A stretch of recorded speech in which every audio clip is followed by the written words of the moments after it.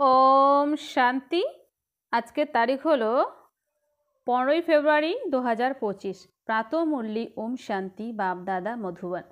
আজকের মুরলিতে বাবা বলেছেন, মিষ্টি বাচ্চারা, বাবা তোমাদেরকে দেবী ধর্ম ও শ্রেষ্ঠ কর্ম শেখাচ্ছেন।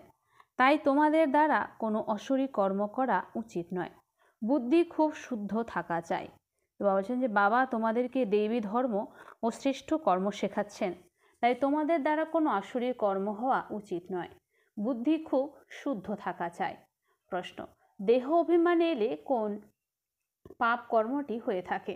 উত্তর, যদি দেহ অভিমান থাকে তাহলে বাবার স্মরণের পরিবর্তে দেহধারী স্মরণে আসবে। বলছেন যদি দেহ অভিমান থাকে তাহলে বাবার স্মরণের পরিবর্তে দেহধারী স্মরণে আসবে, কুদৃষ্টি যাবে, খারাপ চিন্তা আসবে। এ হলো অনেক বড় পাপ। বোঝা উচিত মায়া আক্রমণ করছে, অবিলম্বে সাবধান হয়ে যাওয়া উচিত। ওম শান্তি। আত্মাদের পিতা আত্মারূপী বাচ্চাদের বোঝাচ্ছেন, আত্মিক পিতা এলেন কোথা থেকে? আত্মাদের দুনিয়া থেকে, যাকে নির্বাণ ধাম বা শান্তিধামও বলা হয়।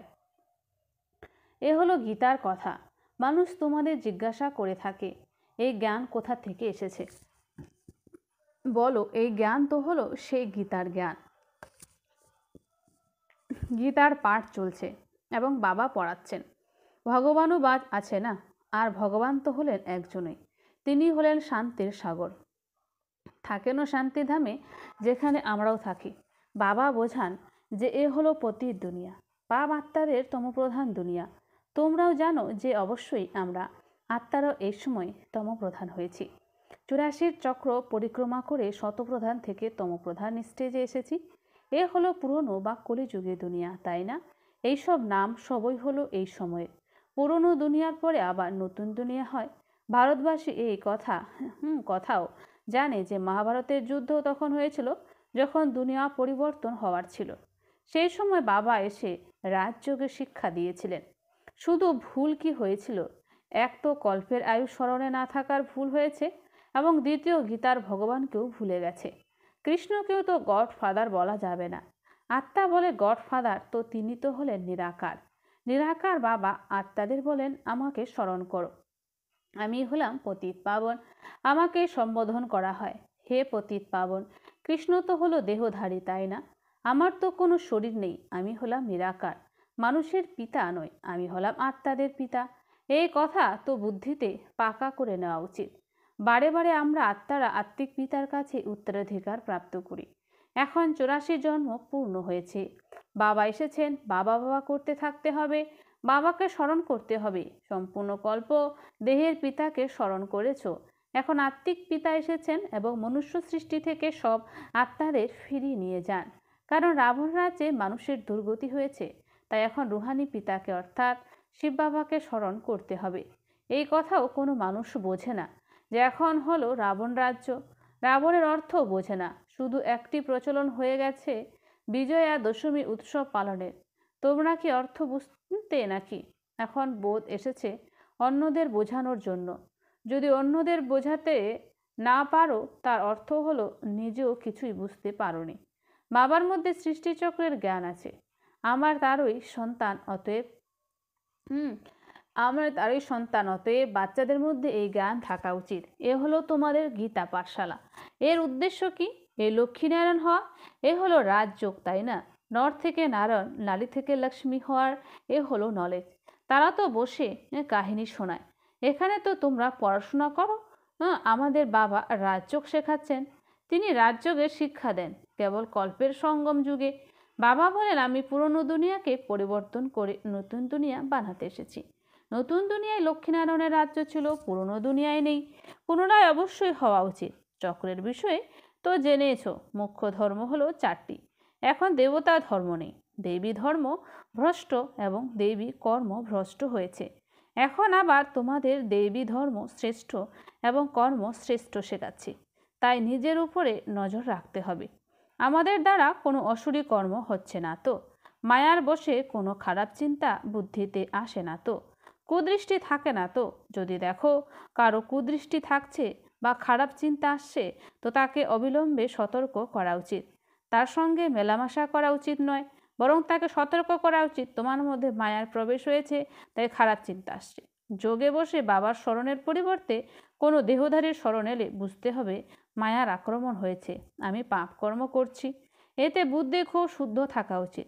হাসি ঠাট্টা করলেও অনেক ক্ষতি হয়, তাই তোমাদের মুখে সর্বদা শুদ্ধ বচন থাকা উচিত, কুবচন নয়, হাসি ঠাট্টাও নয়। এমন নয় শুধু ঠাট্টাই তো করেছি, সেসবও খুব ক্ষতিকর হয়ে যায়। এমন ঠাট্টাও করা উচিত নয় যাতে বিকারের সুবাস থাকে। খুব সাবধানে থাকতে হবে। তোমরা জানো নাগা সাধুদের বিকারের দিকে চিন্তা যাবে না, তারা পৃথকভাবে বাসও করে, কিন্তু কর্মেন্দ্রের গতিশীলতা যোগ ব্যতীত থামানো সম্ভব নয়। যোগে সম্পূর্ণ স্থির না হলে কামশত্রু এমনই যে কাউকে দেখলেই গতিশীল হবে। নিজেকে পরীক্ষা করা উচিত। বাবার স্মরণে থাকলে এরকমের কোনো রোগই থাকবে না। যোগে স্থির থাকলে এসব হয় না। সত্যযুগে কোনো রকমের অশুদ্ধতা থাকে না, সেখানে রাবণের চঞ্চলতা নেই। যে গতিশীল হবে সেখানে তো যোগীর জীবন থাকে। এখানে অবস্থা খুব মজবুত চাই।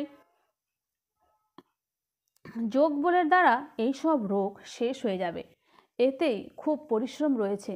রাজ্য প্রাপ্ত করা কোনো মাসির বাড়ি যাওয়ার মতো সহজ নয়।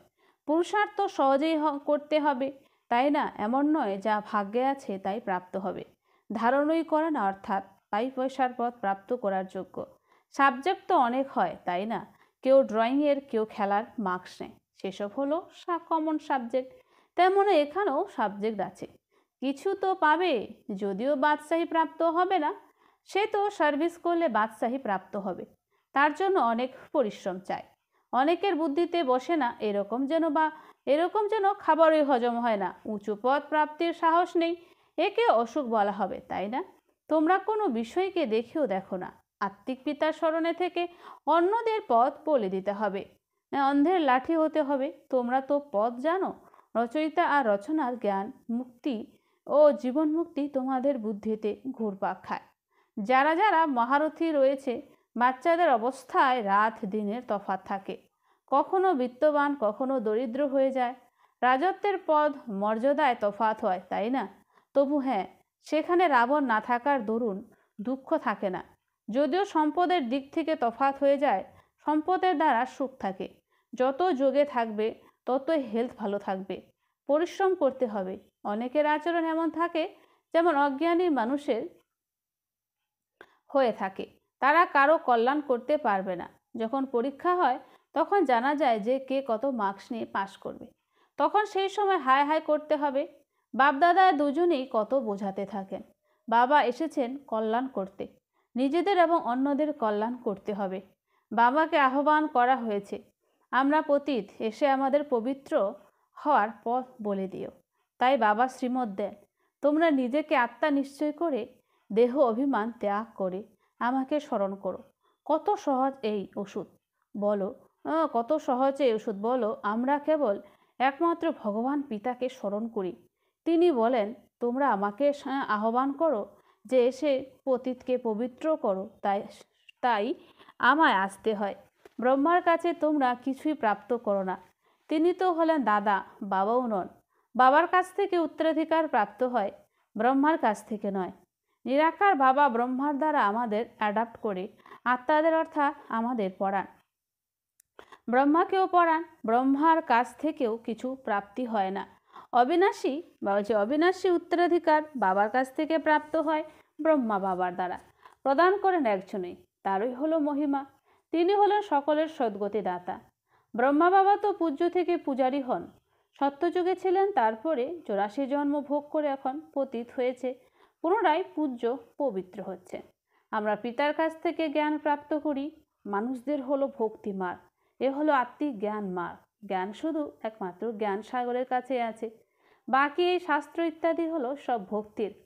শাস্ত্র ইত্যাদি পড়া এসবই হলো ভক্তি মার্গ। জ্ঞান সাগর তো হলেন একমাত্র বাবা। আমরা জ্ঞান নদী, আমাদের উৎস হলো জ্ঞান সাগর, আর ওসব হলো জলের সাগর ও নদী। বাচ্চাদের এসব কথা স্মরণে থাকা উচিত। অন্তর্মুখী হয়ে বুদ্ধি চালানো উচিত। নিজেকে সঠিকভাবে শোধরানোর জন্য অন্তর্মুখী হয়ে নিজেকে পরীক্ষা করো। যদি মুখে কুবচন থাকে বা কারো প্রতি কুদৃষ্টি যায় তো নিজেকে ধমক দেওয়া উচিত, আমার মুখে কুবচন কেন, আমার দৃষ্টি কুদৃষ্টি কেন হয়েছে। নিজেকে চড় মারা উচিত, ক্ষণে ক্ষণে সতর্ক করা উচিত। তবে উঁচু পদ প্রাপ্ত করতে পারবে। মুখে যেন কটু বচন না থাকে। বাবাকে তো সব রকমের শিক্ষাই প্রদান করতে হয়। তো বাবা বলছেন বাবাকে এখন সব রকমের শিক্ষাই প্রদান করতে হয়। কাউকে পাগল বলাও হলো কুবচন। বাবা আজকে খুব সুন্দর একটা করলেন। আমরা অনেক সময় কাউকে বলে ফেলি যে তুই তো পাগল, হেন তেন, তো বাবা বলছে এটা হলো একটা কিন্তু কুবচন। মানুষ তো যাকে যা ইচ্ছা তাই বলে দেয়, কিছুই জানে না যে আমরা কার মহিমা গায়ন করি। মহিমা তো একমাত্র পতিত পাবন বাবার হওয়া উচিত, আর কেউই তো নেই। ব্রহ্মা বিষ্ণু শঙ্করকেও বলছে ব্রহ্মা বিষ্ণু শঙ্করকেও পতিত পাবন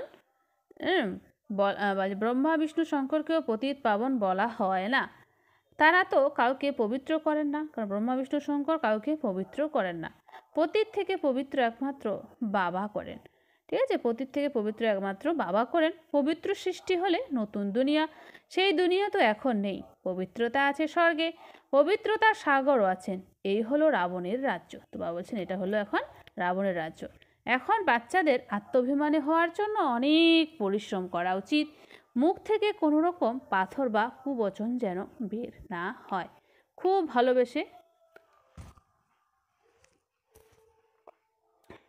ভালোবেসে চলতে হবে। কুদৃষ্টি খুব ক্ষতি করে, কঠিন পরিশ্রম চাই। আত্মাভিমানী হলো অবিনাশী অভিমান। আত্মাভিমানী হলো অবিনাশী অভিমান। দেহ তো হলো বিনাশী। আত্মাকে কেউ জানে না, আত্মার পিতাও থাকবে নিশ্চয়ই। বলা হয় সবাই হলো ভাই ভাই, তাহলে সবার মধ্যে পরমাত্মা পিতা কিভাবে বিরাজিত থাকবেন? সকলেই পিতা হবে, এতটুকু বোধ নেই। সবার পিতা তো একজনই, তার কাছে অবিনাশী উত্তরাধিকার প্রাপ্ত হয়। তার নাম হলো শিব। শিবরাত্রিও পালন হয়। রুদ্ররাত্রি বা কৃষ্ণরাত্রি বলা হয় না। মানুষ তো কিছুই বোঝে না, তারা বলবে এ সবই হলো তার রূপ, এ সবই হলো তার লীলা। তোমরা এখন বুঝেছো যে অসীম জগতের বাবার কাছ থেকে তো অসীম জাগতিক উত্তরাধিকার প্রাপ্ত হয়, তাই অসীম জগতের বাবার শ্রীমত অনুযায়ী চলতে হবে। বাবা বলেন আমাকে স্মরণ করো। শ্রমিকদেরও এই শিক্ষা দেওয়া উচিত, যাতে তাদেরও কল্যাণ হয়। কিন্তু নিজেই স্মরণ না করলে অন্যদের স্মরণ করাবে কিভাবে? রাবণ সম্পূর্ণ পতিত করে দেয়, তারপরে বাবা এসে পরিস্থান বানান। ওয়ান্ডার, তাই না? এই সব কথা কারো বুদ্ধিতে নেই। এই লক্ষ্মীনারায়ণ কত উচ্চ পরিস্থানবাসী থেকে কতখানি পতিতে পরিণত হন। তাই গায়ন আছে ব্রহ্মার রাত, ব্রহ্মার দিন। শিবের মন্দিরে তোমরা অনেক সার্ভিস করতে পারো। বাবা বলেন তোমরা আমাকে স্মরণ করো, দৌড়ে দৌড়ে ঘোরা বন্ধ করো। এই জ্ঞান হলো শান্তি। বাবাকে স্মরণ করলে তোমরা শতপ্রধান হয়ে যাবে। শুধুমাত্র এই মন্ত্র দিতে থাকো, কারো কাছে টাকা পয়সা নেওয়া উচিত নয়। যতক্ষণ না পাকা হচ্ছে বলো, শপথ করো আমরা পবিত্র থাকবো, তবে আমরা তোমাদের হাতের ভোজন গ্রহণ করতে পারবো, কিছু নিতে পারবো। ভারতে মন্দির তো অসংখ্য আছে, বিদেশিরা যারা আসবে তাদের এই সংবাদ তোমরা দিতে পারো যে বাবাকে স্মরণ করো।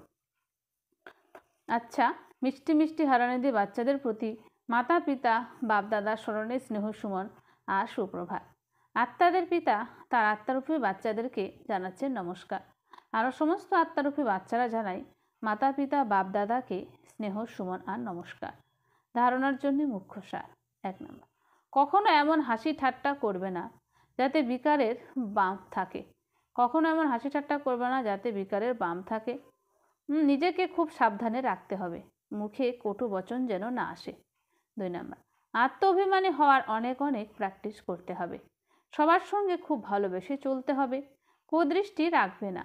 কুদৃষ্টি গেলে নিজেকে নিজেই দণ্ড দিতে হবে। বরদান, নিরন্তর স্মরণ আর সেবার ব্যালেন্সের দ্বারা শৈশবের বালখিল্য আচরণগুলিকে সমাপ্তকারী বানপ্রস্থি ভব। স্পষ্ট, ছোট ছোট বিষয়ে সঙ্গমের অমূল্য সময়কে নষ্ট করা হলো শৈশবের বালখিল্য আচরণ। বলছে ছোট ছোট বিষয়ে সঙ্গের অমূল্য সময়কে নষ্ট করা হলো শৈশবের বালখিল্য আচরণ। নচ নাখরি, এসব এই শৈশবের বালখিল্য আচরণ শোভা পায় না।